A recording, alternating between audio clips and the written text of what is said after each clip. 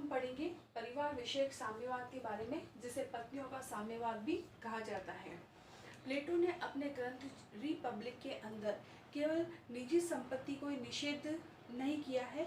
उसका मानना है कि आदर्श राज्य में न्याय की प्राप्ति के लिए निजी संपत्ति के साथ साथ जो है वह पारिवारिक संस्था अर्थात परिवार का भी उन्मूलन किया जाना चाहिए, क्योंकि निजी संपत्ति का उन्मूलन निरर्थक है, यानी कि उसको समाप्त नहीं किया जा सकता है जब तक कि परिवार जैसी संस्था को समाप्त नहीं किया जाएगा, क्योंकि विवाह और परिवार दोनों ही एक तरह से निजी संपत्ति होती है और व्यक्ति में ये दोनों चीज़ें जो है वह ईर्ष्या और लालच को बढ़ावा देती है। इसलिए प्लेटो ने पत्नियों का साम्यवाद यानी कि परिवार विषयक साम्यवाद को प्रतिपादित किया। प्लेटो का विचार था कि राज्य परिवार का स्वरूप उस कंसेप्ट का समर्थन किया। प्लेटो ने निजी परिवार को हटाकर उसकी जगह एक वर्ड यूज़ किया जिसको कहा जाता है स्टेट फैमिली। प्लेटो ने उस स्टेट फैमिली का समर्थन किया, यानी कि किसी भी व्यक्ति की कोई भी निजी पत्नी नहीं होगी।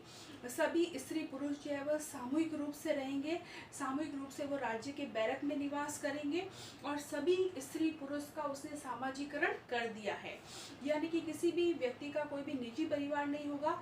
पूरा स्टेट फैमिली के कंसेप्ट का वो समर्थन करेंगे और जो भी बच्चे जो है वह पैदा होते हैं वो हर पुरुष की जो है वह संतानें होंगे, हर स्त्री की जो है वह संतानें होंगे, क्योंकि उस समय जो है वह नारियों की स्थिति जो है वह श्रेष्ठ नहीं थी। तो प्लेटो ने ये माना कि नारियों की स्थिति को जो है वह ऊंचा उठाने के लिए और श्रेष्ठ नारी ही अच्छी संतान उत्पत्ति कर सकती है।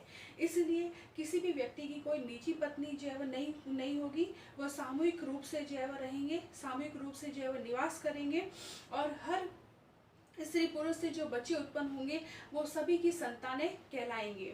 तो प्लेटो ने स्टेट फैमिली के कंसेप्ट का जो है वह समर्थन किया है और निजी पत्नियों का त्याग करके सामूहिक रूप से रहने पर उसने जोर दिया है।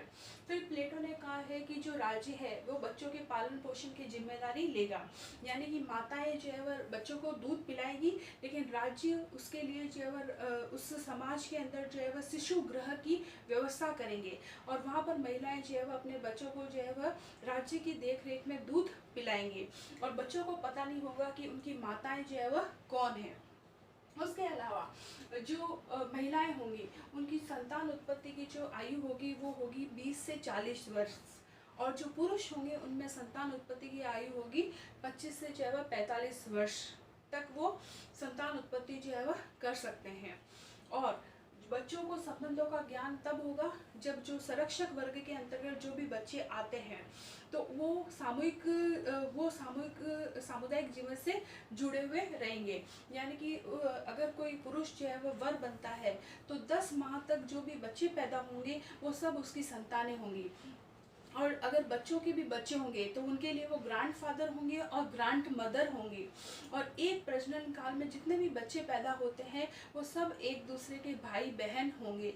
तो इस तरह से प्लेटो ने परिवारवादी साम्यवाद पर भी जोर दिया है, यानी कि कोई भी पुरुष अपनी निजी जो है वो पत्नी नहीं रखेगा, शासक वर्ग और सैनिक वर्ग, ताकि जो संतानें उत्पन्न होगी वो श्रेष्ठ संतानें उत्पन्न होगी। अगर आपका परिवार और सबके लिए उसने स्टेट फैमिली कंसेप्ट का जो है वह यूज किया है। क्लियर बच्चों? प्लेटो के इस परिवार विषयक साम्यवाद या पत्नी विषयक साम्यवाद की आलोचना भी की गई है। अरस्तु ने कहा है कि प्लेटो ने जो परिवार विषयक साम्यवाद के बारे में जो अपने विचार व्यक्त किए हैं उसमें स्त्री और पुरुष में लिंग भेद के अलावा वो कोई भी अंतर जो है वह नहीं समझता है। फिर बाद में ये भी है कि स्त्री और पुरुष का जो पवित्र रिश्ता होता है वो उसने एक अपवित्र रिश्ता जो है वह कायम किया है। और अरस्तु ने यहाँ तक भी कहा है कि इस टाइप के जो नियम होते हैं वो पशु जगत में लागू होते हैं, मानवीय संबंधों पर लागू नहीं हो सकते हैं। तो अरस्तु ने जो है वह प्लेटो के साम्यवाद की भरपूर आलोचना की है। यहाँ पर आपका ये टॉपिक क्लियर होता है। अगर आपको प्लीज़ कोई भी डाउट हो तो आप मेरे से पूछ लीजिएगा।